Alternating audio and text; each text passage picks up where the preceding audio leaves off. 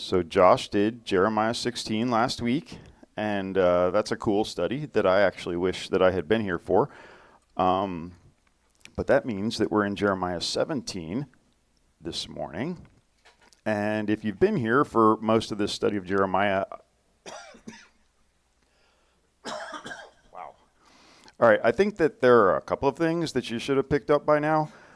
The first is, I don't know, this is just an awesome book, and I'm really enjoying going through it. But there are a couple of different kinds of things going on in the book of Jeremiah. So it's a book of prophecy, where through Jeremiah, God makes some very real and very substantial predictions about his future work in human history, and also how God is driving human history towards this new exodus that Josh talked about last week, where there's going to be redemption for all of humanity. So that's kind of what God is into, right? He's into reaching out to people that are lost and drawing them towards Him.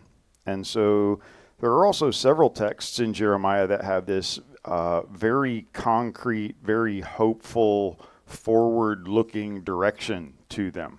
All right, and so this God that Jeremiah is interacting with is a God of history, and he makes clear what he's gonna do in history, and then he does it, and that is important for us because it really gives us a basis for something to put the weight of our life into.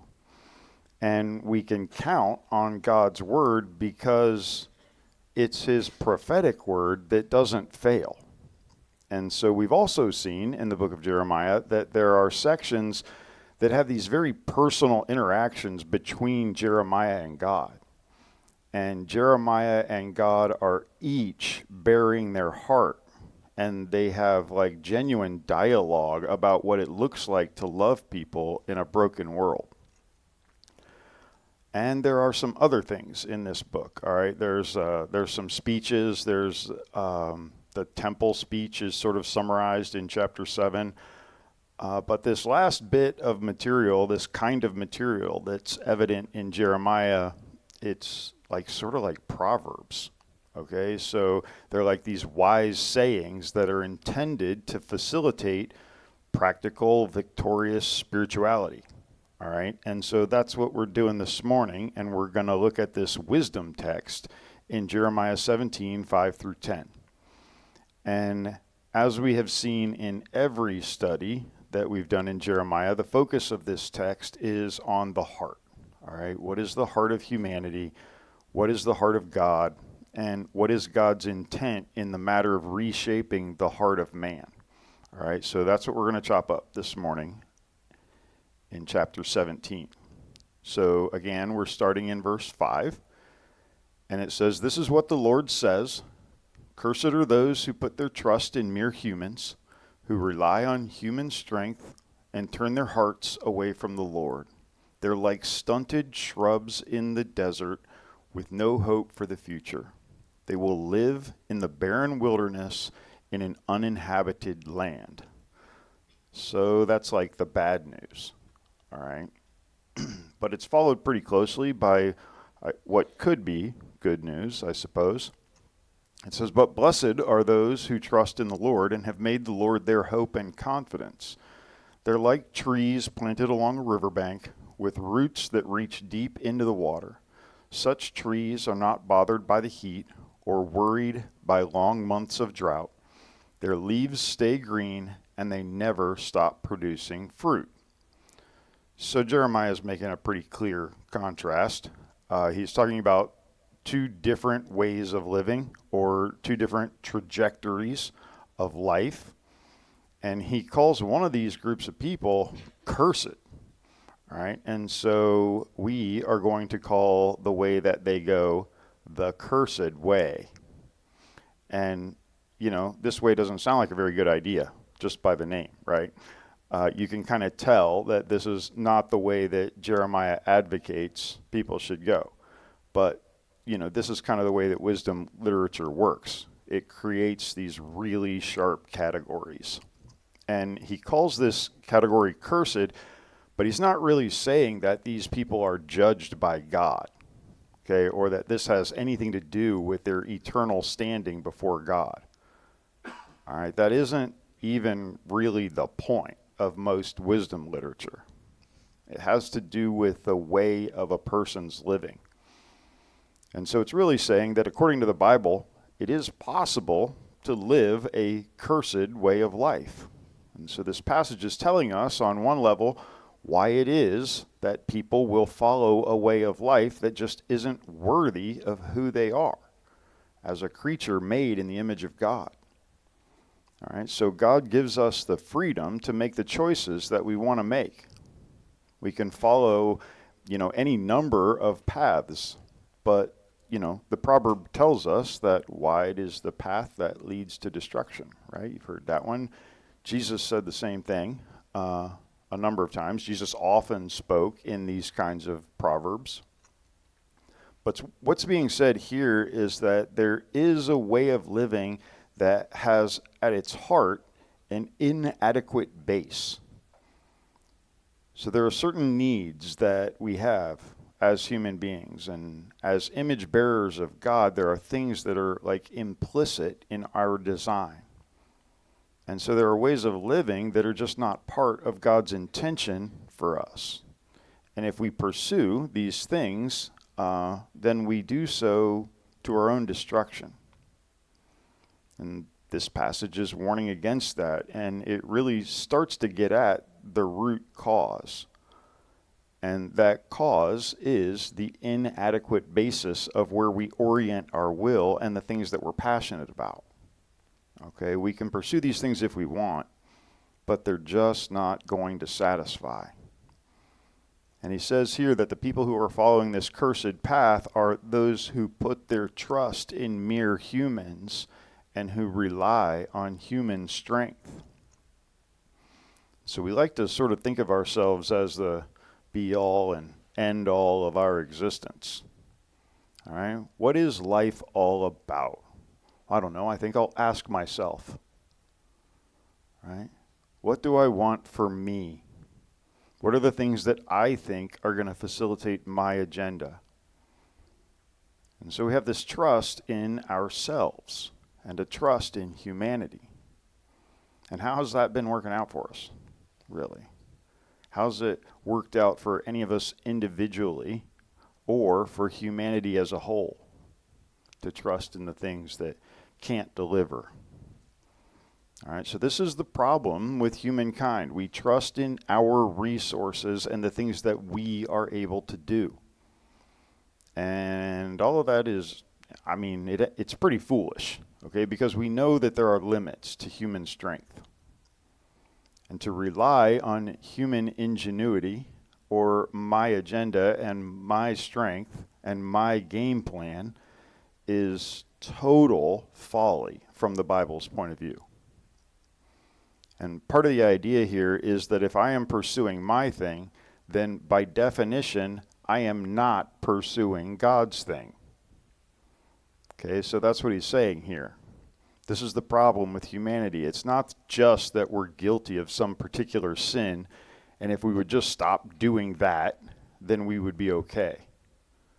Our problem is quite a bit more global than that. And the problem that we have is a problem of the heart. And the problem is that as human beings, we've chosen to go our own way. We're doing our own thing. God is calling to us, but we're not really hearing him because we're just too enamored with ourselves and too busy listening to the noise that our own agenda makes.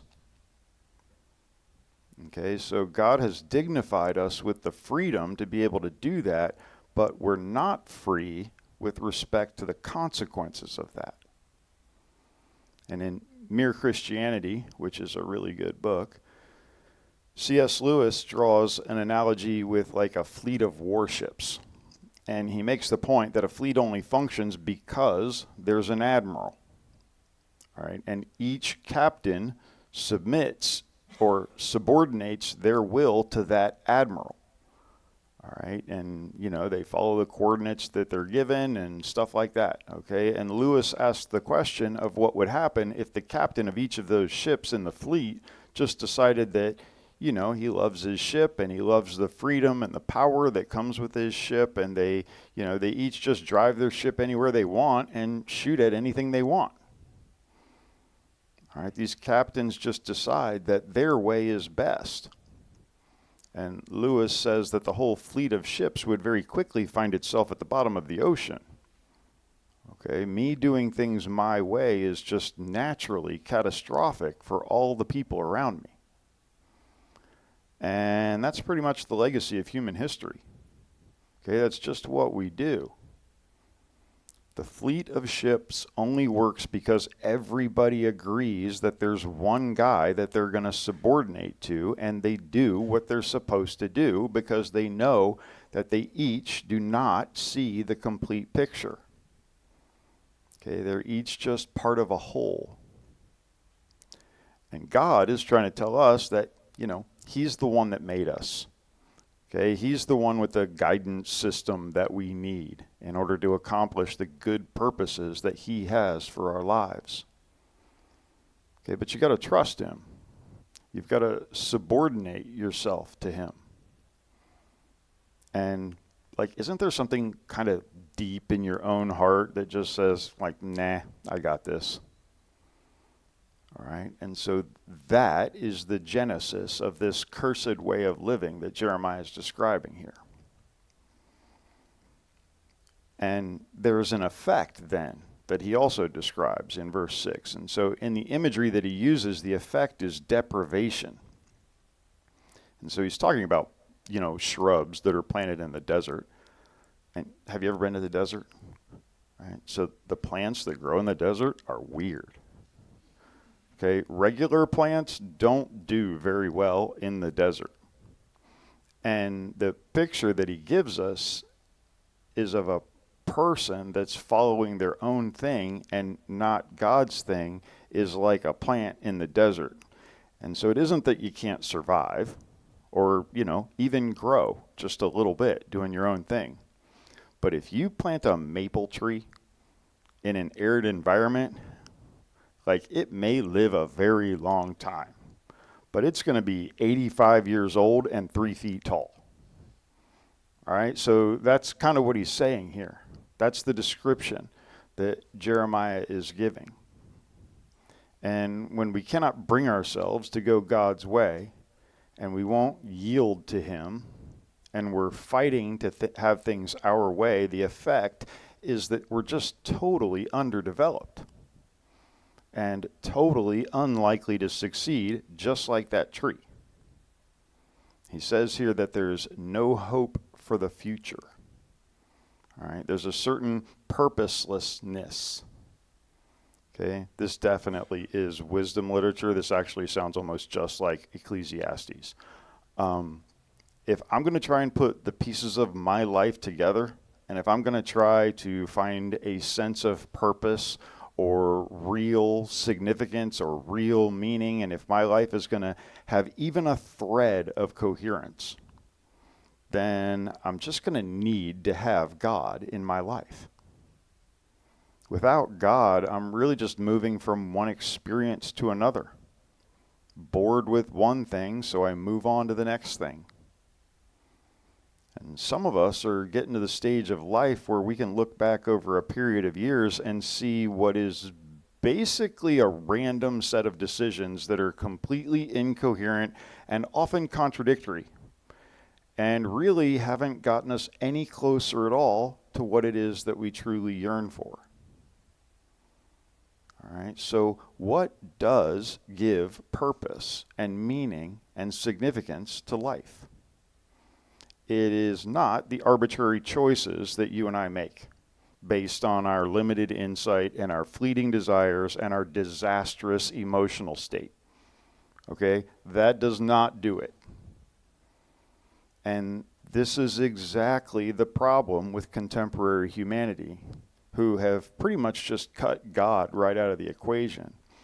And, like we sit around and wonder why we're so neurotic and why we have all these problems and why we are so isolated. Okay, we feel like we're in the barren wilderness all alone. We don't have any basis for life-giving and vital contact with other people. We don't have any basis for community. Okay, that is the effect of following this cursed path. That's the way that it goes without God in the equation, without God at the heart of all of the calculations that I make in life. And most of us sort of like waver in and out of this kind of perspective. And we're going to get to this morning what it looks like to realize that I am following a cursed path, and God is calling me to something better than that, and that is the way of blessing. So verse 7 says, "But blessed are those who trust in the Lord and have made the Lord their hope and confidence." Okay, these are the people that God refers to as blessed. Okay, there is an alternative to life on my terms, all right, and life my way. There's a way of blessing, and that alternative is what's being described in these verses, all right? So there is a sustainable base to work out of. There is a God who knows you intimately and fully. There's a God who created you for relationship with him, and a God that calls you to yield to him so that he can bless you and so that he can work in your life. And he's basically just asking you to quit fighting him and let him be that sustaining power and influence on your life, and let him be the thread that does actually connect the dots of your life, make sense out of the tapestry that is your life. Okay, that's what God wants for us to live lives of significance. At the end of Jesus' Sermon on the Mount in Matthew 7, he ends with this exact same thought. Okay, he says that the fool builds his house on the sand. And when the storm comes, right, the house on the sand goes away, Hurricane Katrina style. Okay, it's catastrophic. And he says that the reason that he's laid out what he has in the Sermon on the Mount and, this other way of living is because he wants us to build on the solid foundation of rock. There is a real, substantial basis in understanding who you are in light of who God is, and to begin to get a handle on the good things that God has for you.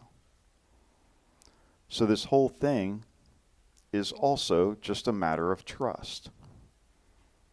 Okay, he says trust in the Lord. What does it mean to trust in the Lord?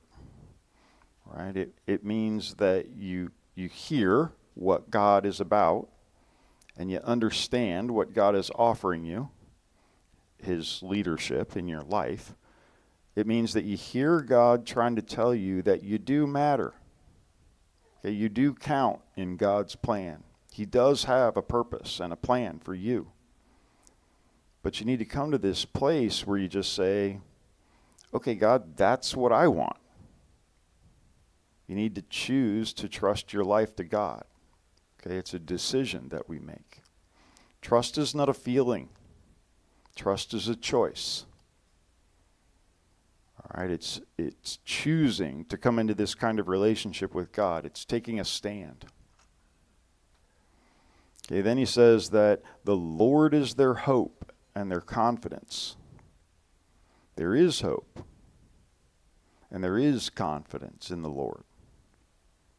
When your life is all about God's thing, God has all the power that he needs in order to affect his purposes in your life.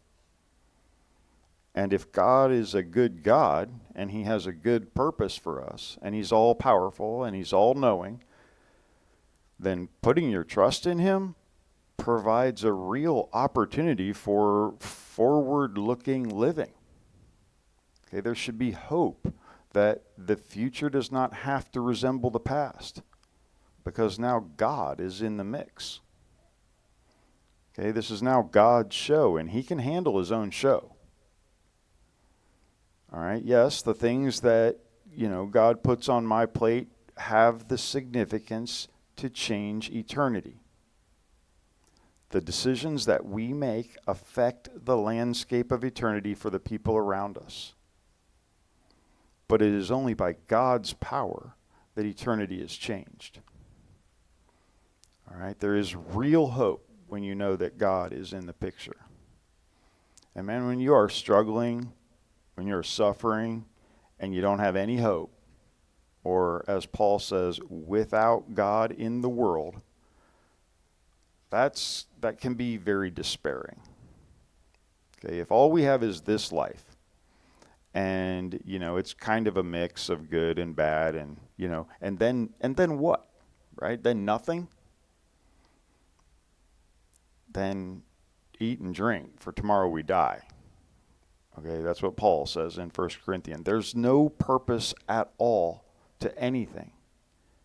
And so we have to be able to answer the most important questions in life.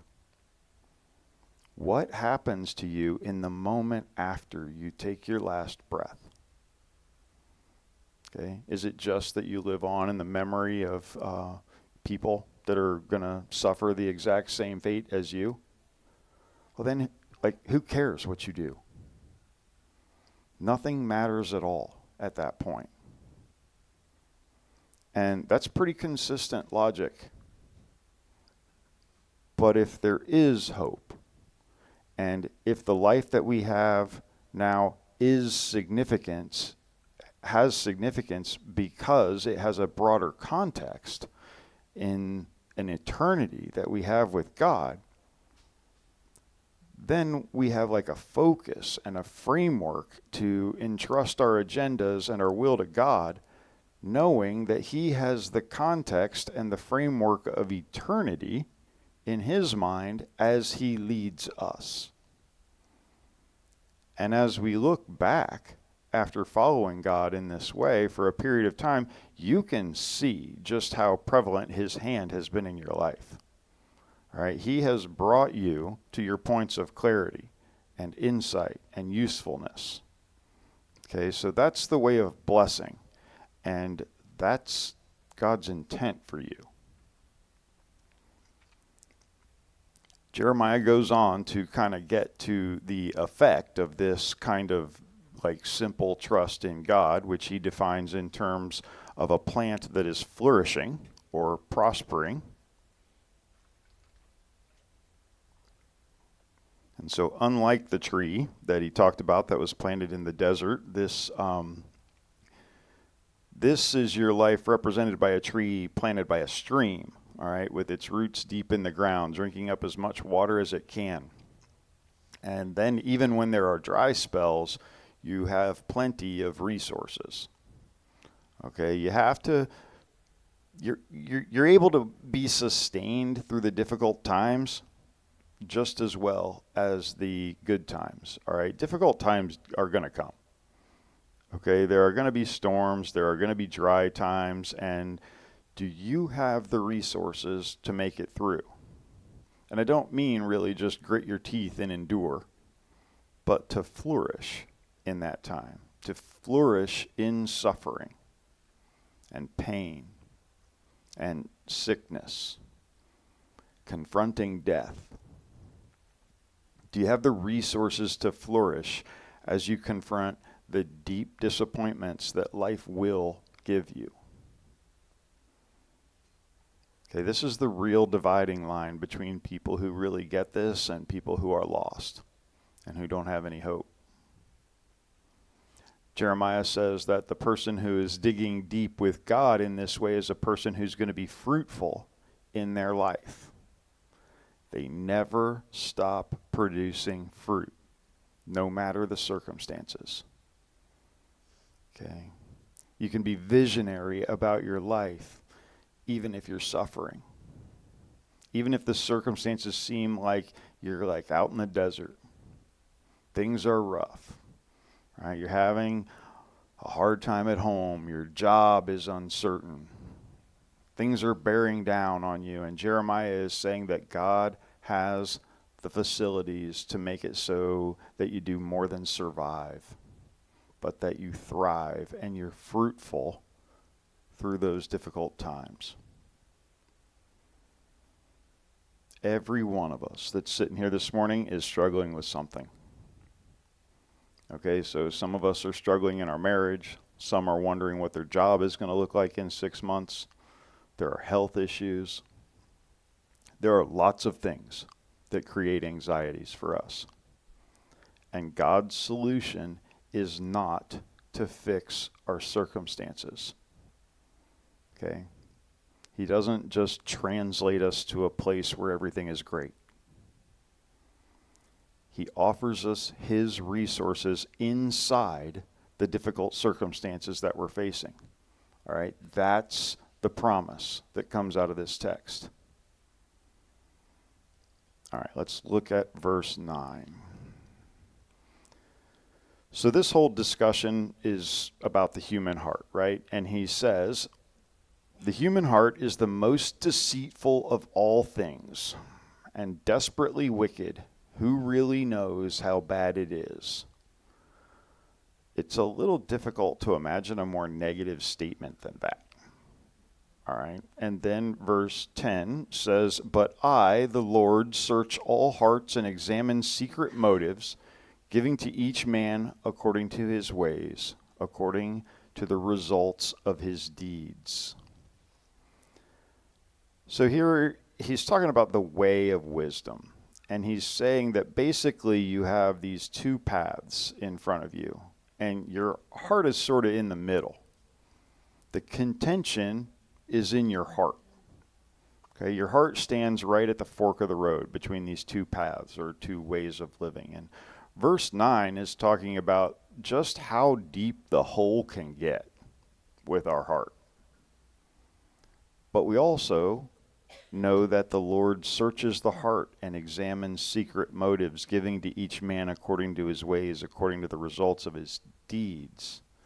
Now, some of us are reading different translations or even reading this translation and are thinking things that are not really intended here. Okay, this is not a merit-based system that's being laid out where, you do a good thing and so God gives you a sucker out of the cosmic cookie jar and, since you've been a good boy, you get the sucker. All right, and other times when we do bad things, God reaches for his cod liver oil and he makes us try some of the medicine, And so sometimes we look at passages like this and we think that that's what it's saying. In fact, one of the versions that you might have says that God gives us what we deserve. So that is an interpretation of this passage, but that is not the words that are in the original text. All right, there's a framework that has to be understood a little bit here. And basically what God is saying here is that, you are like a Ferrari 360 Modena. Okay, you are not a Volkswagen Jetta TDI. And when your tank is empty, if you decide to put diesel in the Ferrari, you can do that if you want to, but you're going to do some serious damage to the car. All right, this is an issue of cause and effect. Okay, we live in a world that God designed. And when we violate God's design for us, we do that to our own destruction. All right, that's what he's talking about here. The verse after where we're reading this morning goes on to say that like a partridge that hatches eggs she has not laid, so are those who get their wealth by unjust means. So if you don't know anything about partridges, like me, I had to look this up. Partridges see another bird's nest with another bird's eggs that they like, and they just kick out the other bird and move in. But they keep the eggs, all right, and they sit on them and they hatch them. All right, so like a partridge that hatches eggs she has not laid, so are those who get their wealth in unjust means, who get their wealth by unjust means. At midlife, they will lose their riches in the end. They will become poor, old fools. So that's the gist of what he's talking about here. And he's saying that he wants to save us from ourselves so that we don't become poor old fools. I don't know which is worse, poor or old or fools. Okay, I bet we have different answers in this room. All right, so that's what this language is about. Okay, it's very exacting and it's sort of dire in the way that it's described here, but that's just the way that all wisdom literature is, all right? That's the way that the Proverbs read too. It's really extreme. The point here is not that God is rewarding good deeds and punishing bad. That's not what's at stake. What is at stake is that God has a way for us. And when we violate that way, we do that to our own destruction. And when we follow him, we find his provision and blessing for our life. All right, that's the point that he's making here. So let's get into this heart thing again. The human heart. We've been talking about this every single week in this study of Jeremiah because it just keeps coming back up. All right, the verse that we just read said the heart is the most deceitful of all things and desperately wicked. Really? You know, is it really that bad? I mean, yes. Apparently, even Jeremiah and God know that it is. That's exactly what it says. And we need to understand that God is looking down in his transcendent holiness. God has got it all together morally. And he's looking down on our situation and what we've done with the beautiful gift of the human heart that he's given us. And God can see that we're destroying our own hearts and the hearts of the people around us. And as we talked about a few weeks ago, that breaks God's heart. Okay, but he is not saying here that people are not important. Saying that the human heart is wicked is not saying that it's worth nothing. Okay, this is not a contemptible view of humanity. Okay, we are in the image of God. There's something beautiful about the way that we've been made. That's why God is so interested in our lives. He's saying that we are full of dignity, okay, because we are made in his image. We're not just more complicated than other animals. Okay, we are different than animals. We have this spiritual dimension to us. But at our core, there is something that is deeply depraved. Okay, there is something that is so messed up that it's difficult to explain and it cannot be fixed. All right, deceit. He says that the human heart is deceitful. Deceit is when we are drawn to deception by our own choice, and it's reinforced by our own habits. And God is saying to every one of us that your heart naturally gravitates toward deception. Okay, you are a deceitful person. And we kind of need to grasp this. Okay, we're not neutral. We have a disposition, and that disposition is toward deceit. And that means that we are naturally driven right down the path of the fool, as he described in verse 11. What does that look like? Well, it looks like the person that has their trust in something other than the Lord. It looks like the person who is trusting in their own strength and in their own understanding and in their own resources. And I think that that kind of looks like this. Right? The way of the fool that we see within our own hearts is that we live these lives that are given almost entirely to distraction and avoidance. Okay? We don't want to think about very deep or very hard things. We do not really want to take a close look inside of ourselves.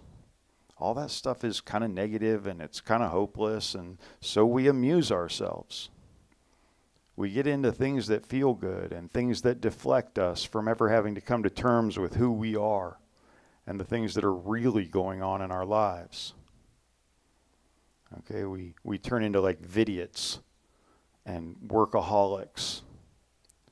We become people who will find whatever it takes not to be real with ourselves. And usually not to be real with other people. Okay, we avoid the realities of what's really going on in our hearts.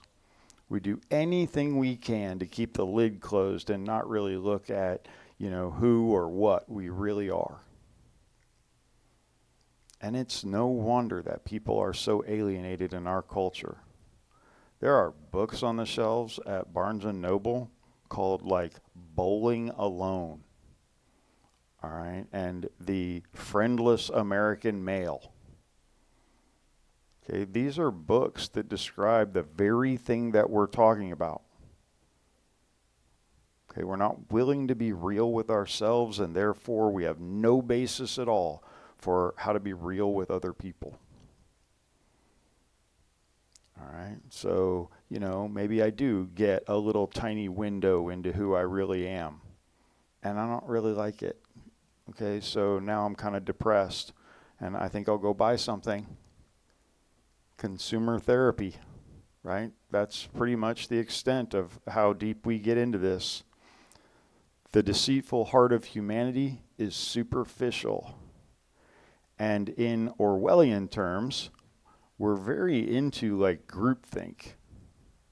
Okay, so it's not necessarily for me to think about stuff. I'm just going to let other people think for me. And I'll just identify myself in this one particular social strata or subculture. And whatever is being believed by those people is just what will be true. All right. And this operates on many different levels. But it's very true. Okay. Like in universities, you would think that you would find the most intellectual curiosity and investigation. But if you get to know a group of secular professors, you're going to find that generally they're very narrow specialists that know nothing special at all outside of their field. Yet they feel entitled to very strong opinions on issues that are not inside their narrow area of expertise. Okay, they'll say things like, no thinking person can believe in a God. All right, so one English professor told my friend once that the concept of a Christian intellectual is a contradiction in terms. All right, but this guy is just mindlessly aping the ethos of the university community with no thought on his part at all. He has no idea at all what Christianity is about and why thoughtful people, poets and authors and scientists are deeply committed Christians. They don't even ask the questions. Okay, and this is true in every subculture, okay, that makes up our culture. Superficial groupthink that keeps any real questions at arm's length. Our hearts are also deceived by smug self-justification. Not in this room. Nobody here is smug. All right? That isn't a virtue, and we're all very virtuous folks.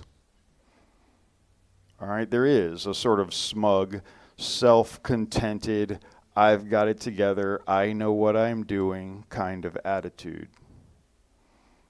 And just as we look at like religiously self-righteous people with disdain, there is on the other side of that coin a secular self-righteousness that we need to watch for. Okay, there's a willingness to condescend and to judge and never really engage the issues that should be on the table. All right, there's the deceit of the dismissive armchair critic, guy who sits there making fun of and is able to, with acuity, point out the things that are wrong. but is not really able to look inside himself and realize that he's connected to the people that he's criticizing because he's just like them. All right, we are all like that. There's also this naive certainty that drives some of our lives. We just are not self-reflective people. All right, and that's a serious problem. If we're not self-reflective, then we can't understand that God is reaching out to our hearts, right? And he's seeking to play the pivotal role in our lives where we go from a life of futility and curse to a life of substance and blessing. Okay, so it's a good thing that, verse 10 is going to provide a little relief here, because looking at our ulcerous hearts can be a little bit gross. All right, it's difficult to stay here very long. Verse 10 does help. It says, "But I, the Lord, search all hearts and examine secret motives." This isn't a bad thing, okay? It sounds like it might be a bad thing. This is not like God is watching you. Be careful. All right, this is an opportunity. And if you are all like self-deceived and locked up in your own head, and you know that there's a problem, but you can't figure out what the answer is, and you don't know the way forward, then this passage says that God knows the way forward. Okay, God searches you and examines you. That's a good thing. It means that there's a pathway to wisdom, and he's offering it to us. Okay, this pathway to wisdom is his analysis of our hearts. God is a student of your heart. Okay, he knows you with perfect clarity and completeness.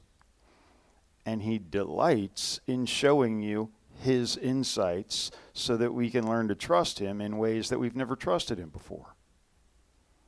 Okay? If we really get this, what is the natural response? Okay, if God is scanning you, wouldn't you like to know what his assessment is? All right, so David does it like this in Psalm 139. It says, "Search me, O God, and know my heart. Test me and know my anxious thoughts. Point out anything in me that offends you, and lead me along the path of everlasting life." If you would like to know God's take on your deceitful heart, you should ask him. All right, in prayer, let God know that you would like to understand how God sees you. Let him know that you understand that your perspective is not the truth. Okay, and so you may not like it, but God will answer that prayer. Okay, you may have thought something like the whole, Christian message is predicated on the fact that I've got something wrong with me, but I don't really have a problem. I'm doing fine. Okay. It is possible to live a life of total deceit where you believe that when you get in front of God, you're going to tell him what's up. Okay. And it's God that needs to be forgiven. All right. This kind of rhetoric exists. And the level of self-deception is frightening. Okay, the level of ignorance about your own heart can be frightening. And if we're prepared to humble ourselves before God, he's able to show us who we really are. And if that happens, you'll find that you have a heart that is in desperate need of the mercy and the grace of God. Okay, then the cross of Christ begins to make all kinds of sense.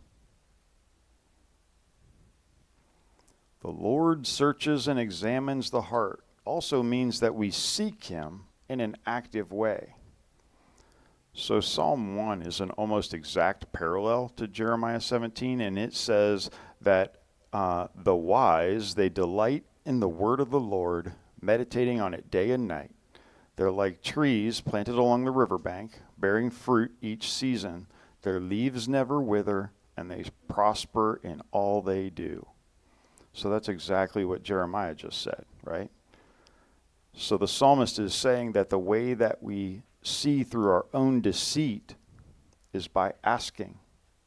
But we also need to engage the mind of God. The scripture is the thoughts of God. How does God think? What does God think? We don't have to wonder about the answers to those questions. Okay, we can know because he has disclosed his mind to us. So, if we invest and delight in the Word of God and meditate on it, as it says, then we're going to find God's way. Okay, so another sort of practical thing that it means that God searches and examines our heart is that we are able to be humble before our Christian community that we are surrounded by, and then we're going to actually stand a pretty good chance of stumbling upon some valuable personal insight about our own lives. Okay, so I personally have been a Christian for some time now, and I have been what I would consider a pretty serious seeking, learning Christian for, I don't know, a decade or two now, on and off. And one of the things that I cannot escape is the knowledge that as I look back, how ridiculously confident I was at certain stages about certain things, but really how absolutely full of crap I was when I later realized that I was really going on in my own life, what was going on in my own life and what was going on in my own heart. Okay, I have been so sure of myself and yet so entirely wrong. All right, and so I know that none of you can probably relate to that, but it has been very true in my life. And it's really important for us to come to terms with our own arrogance. Okay, so that's what this is. We're talking about arrogance here. You and I are arrogant people. Maybe one of us more than the other. And God is asking for a little humility. Okay, the proverb says that pride leads to conflict. Those who take advice are wise. So do you have someone in your life who functions as like a reality therapist? And I'm not sure your spouse counts. Because sometimes someone needs to call you out in things that relate to your spouse. And you get kind of inured to hearing that you're wrong from your spouse. Okay, it kind of has to come from outside. Someone to tell you that they love you, but in this area, right here, right now, you're just totally full of it, man. If no one has your flank like that, then you're left with your own deceitful heart. Okay, and that simply isn't going to work on any kind of timeline. Okay, it's your arrogance that leads to your autonomy that keeps people at a distance, that keeps you on the path of the fool. And God is asking us to turn from that. There's a better way. All right, you ready to put the pieces together and be done? Let's go over what wisdom is and connect some dots. All right, so here's kind of what we've been talking about. We're going to build this little model. All right, you're going to love this. It's like an onion. I know everybody's thinking Shrek right now. Other things have layers besides onions, but there are layers of experience and motivation to this idea. And so what we are aware of, the things that we think about, is what we experience, all right, which is the effect of all the things that are working inside of our lives. And undergirding that experience is the emotion that gives rise to that experience. And at a level of depth below the feeling level is a moral frame of reference. Okay, at the next deeper strata is an existential question, kind of a who am I kind of question. All right, and at the very deepest level is the spiritual condition of our heart. So stay with me. See if we can make this mean something by the time we get through it. So far, this sounds like gibberish coming out of my own mouth, which that happens kind of a lot. We all experience conflict, all right? So sometimes the person that we're experiencing conflict with knows that we're experiencing conflict, and so we have some difficult interactions, all right? So you with me so far? You relate to having difficult interactions with a person that you're experiencing, conflict with? Maybe you have someone in mind right now. Maybe that person is here this morning. Maybe you live with that person, right? In these interactions, there are often all kinds of misunderstandings. Okay, so sometimes some hostility is expressed, and sometimes, you just can't really get it together over the issue of the conflict. And that's uncomfortable, all right, especially when you're stuck in the same house. So we start to think about our own emotional life. And sometimes we're able to see in our own hearts that we really didn't hear anything that the other person had to say. Okay? But not, we may have heard some of it, but we didn't actually apply any context that might build sympathy from my point of view, right? So we're able to see clearly that we are frustrated. Some of you know that all of my negative emotions are perceived by me as anger. And since I'm frustrated, I spend some time feeling angry. All right. And the thing that lies under the anger that I'm feeling, or whatever emotion you are feeling, for me it's just anger, is a moral judgment. Okay, I am offended at the way that I am treated or talked to, or the assumptions that are made about my behavior. All right, I'm just convinced that I have been wronged somehow. Or maybe you're worried about something that, you have convinced yourself is a moral issue in someone else's life. Okay, so that's a little problematic. It's very tricky to correctly draw harsh judgment over another person's moral life. Actually, this last week I had the opportunity to consider why it was that I get so offended by the difficult interactions that I have sometimes in difficult situations. And as I dug into it, it appeared to be completely true that this is an existential thing that I'm struggling with. Okay, I'm wondering if I matter at all to this other person. Okay, my pride and my ego insist that I have significance and that I should have this role of authority. Okay, if I have some input for you, then you should consider yourself instructed, right? All right, but that's not the way that things go down. Okay, so I'm dealing with these waves of feelings that I don't make any difference, okay, and I don't matter. And I kept wondering why I would be in distress in these ways, right? Because it really just doesn't make any sense. Okay, and I realized that at the deepest strata here, my heart really is full of pride. Okay, my heart seeks self-glory. Okay, I want to be the guy that can handle things and that can instruct and that can get it done, and the guy with the insight. And I'm more concerned about myself than I am the glory of God. Okay, my pride and my identity are more important to me than what the person that I'm in conflict with is experiencing. Okay, I'm really just trusting in myself. Thought about this a lot. Okay, I love the book of Jeremiah, but I hate teaching it. Okay, I've never been so forced to look at my own garbage. All right, this grotesque and convoluted heart is desperate to hang on to pride and hang on to my identity and life on my terms and my glory.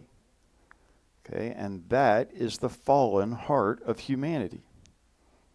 Okay, that's your heart. God says that's the kernel of the fool. Okay, it's the fool that works their way through life hanging on to those values. So what do we do? Okay, what's this passage calling us to? It's calling us back to God on a heart level. Okay, this life is not about you. Okay, that's where you've got it wrong. You do matter. You do have significance. But you are a created being, and the thing that really matters is the guy who created you. Okay? And as we subordinate our lives to him and we're able to say, not my will be done, but yours, as we ask God to glorify himself in us, and as we're able to rest in the grace that God has extended to us, we're able to realize the corruption of our own heart. We don't merit anything from God. We are desperately wicked. Okay, but God says that we can be reconciled to him, and God has provided the means of reconciliation through the cross. If we ask for the death of Christ to count for our reconciliation to God, then it will. Okay, so that's the gospel, and that's where we start. I don't deserve anything. The entirety of my life is by the generosity of God. So when our heart stands in the place where it's concerned with the glory of God, there's a different trajectory to things. And I'm not worrying about if I matter or if my life is significant. I'm able to stand in the grace of God and realize my complete acceptability. Okay, there's nothing that I can do to diminish my standing before God. And there's nothing that I can do to add to it. Okay, it's that God accepts me fully because of what his son did. It has nothing to do with me. We are sons and daughters adopted into the household of God. We didn't earn that. Okay, but we have this cool identity as his child. So of course I matter. But it's because I'm acceptable to God, not because of things that I do to make myself count.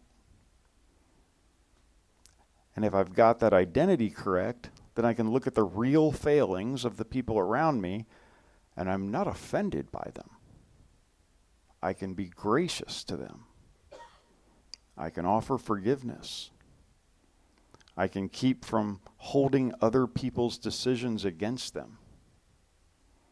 Okay, I can move towards people, which provides an emotional framework for life where there's real peace instead of that nagging anger and frustration.